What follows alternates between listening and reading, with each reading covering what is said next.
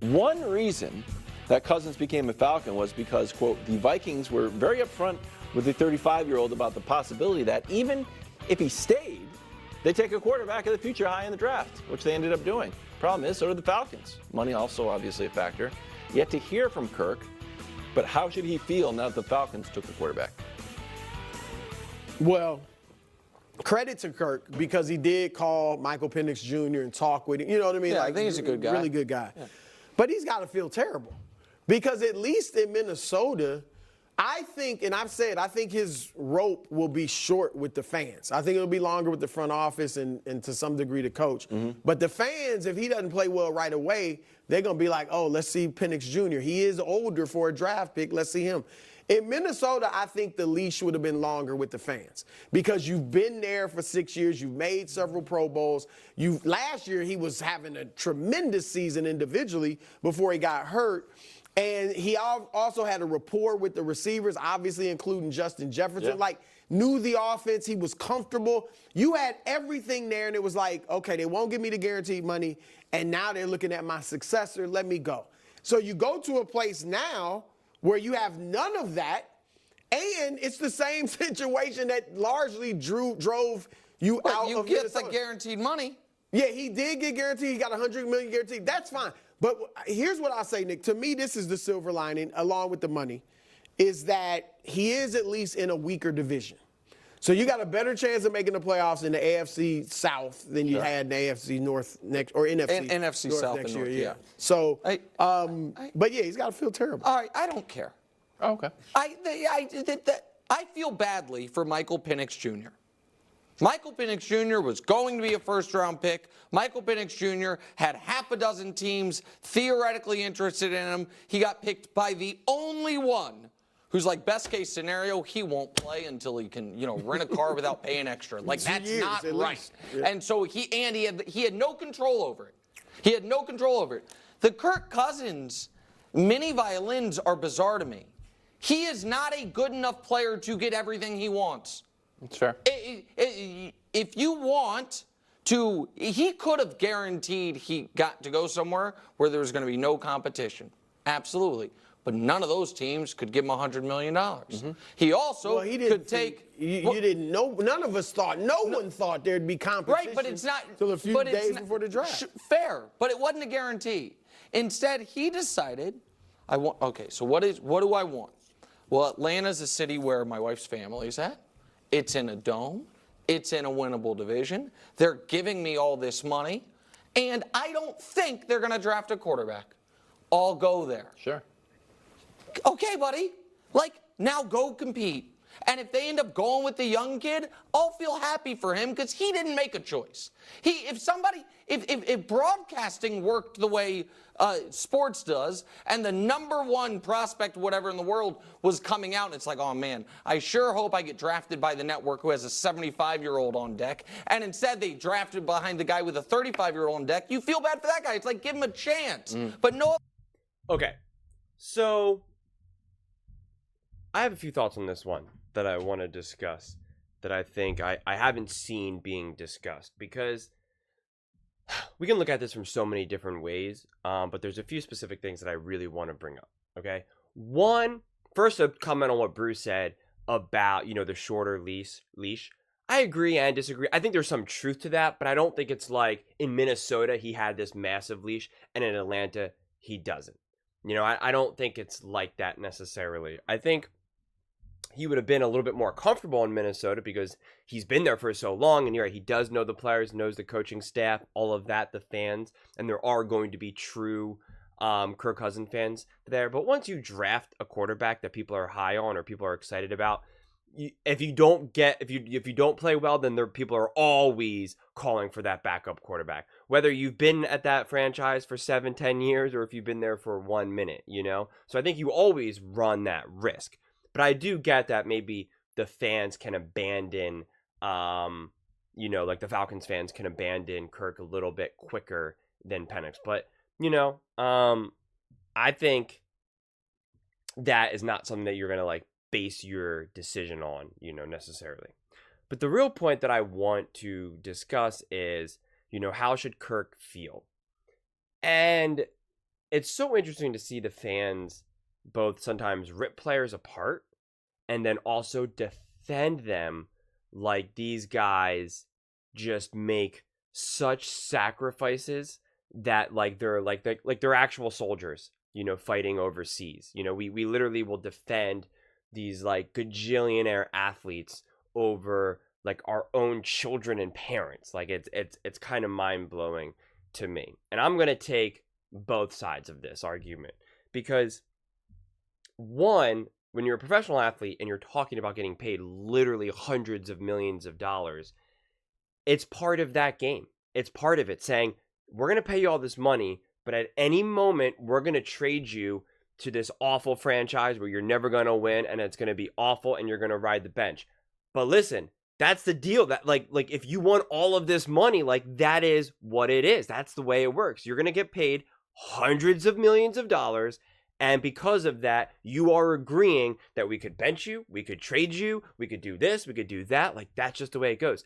So there are no tiers from me in that regard. That is how it works. A lot of people felt bad for like Drew Holiday for being traded from Milwaukee because, after he helped them win a championship. And it's like, they paid him hundreds of millions of dollars. That's how it works.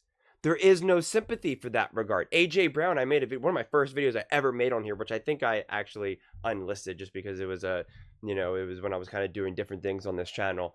Maybe I'll relist it just for the sake of this argument.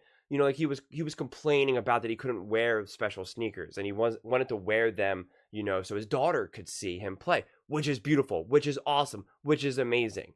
But I have no sympathy. Like, he was like crying about it and complaining about it. And it was like, I don't care. You get paid hundreds of millions of dollars. I understand you want your daughter to see you, but that's not what football is about. That's not what this is about. Okay. Like that's not, like I would love to get paid hundreds of millions of dollars and also be able to do all this other stuff. I don't have that luxury. I don't have that opportunity. You can't get every single thing. You want to play a kid's game and get paid a gajillion dollars, live wherever you want, wear whatever you want, do whatever you want. Like, that's not the way it works. It's not the way it works, okay? We all have jobs. We all have things that we have to do that we don't want to do. Yes, it would be awesome to be able to live in this world where we all get exactly what we want. That's not the way it works, and I'm always sick of these athletes trying to get sympathy from us. And I'm not saying Kirk Cousins is trying to get sympathy from us, but we have a lot of athletes that are like, you guys don't know how hard it is. And it's like, okay, so then quit. Don't play professional sports then. Give back the money. I don't know what to tell you. You know how hard it is to be virtually work any other job out there? We all have our issues. So I just don't feel bad when these athletes try to get that sympathy. But this is where I will defend Kirk Cousins now. This is where I'll take the other side. If he did meet with Atlanta and they said, we are not going to draft a quarterback, we are going to, we want you to sign this deal and you are absolutely going to be our quarterback for the next 3-4 years, whatever, right? Like if they gave him that confidence, then I would say then that is frustrating. And I could understand why Kirk Cousins could be, pretty frustrated. But again, he was compensated heavily for, to be given an inconvenience of, well, guess what? You might not be able to play, or we might cut you, or, whatever it may be. You may be benched. It's like, listen, that is the trade-off when you're getting paid all that money.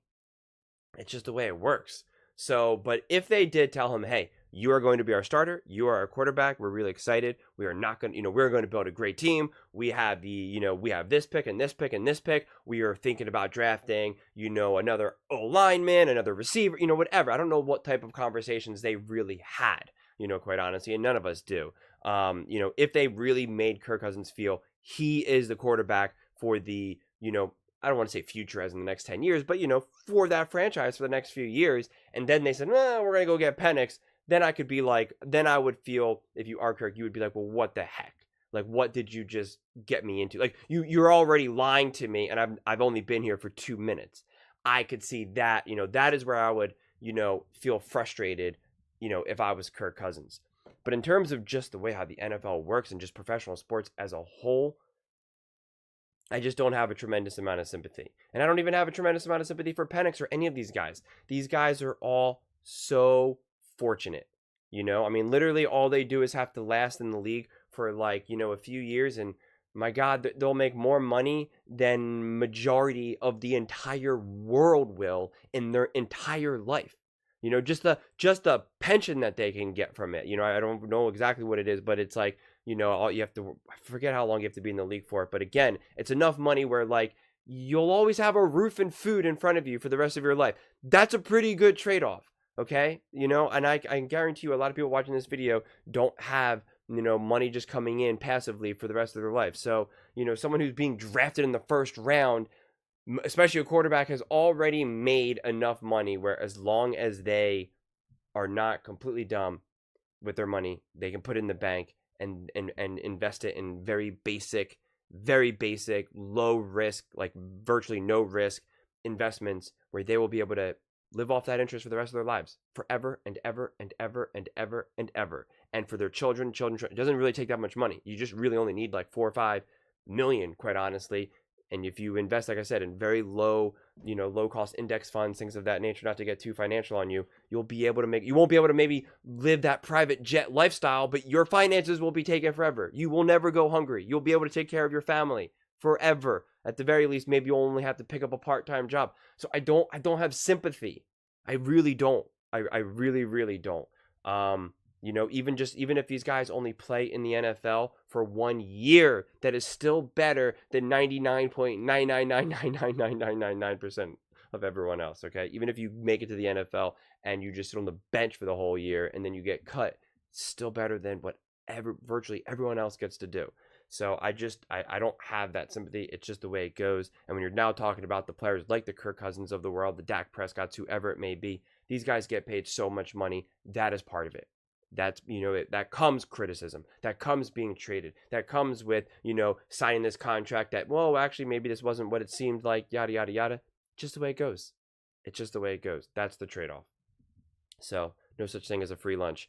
But that is just my thoughts. I would really love to hear your thoughts on this one. I know we kind of addressed it from a few different angles, so I would be really curious to think, because we already talked about, was this a good pick for Atlanta? And so rather than dive into that again, I just wanted to I thought it was interesting because I didn't really see a lot of conversation around well, how would you feel if you were Kirk Cousins or Penix for that matter?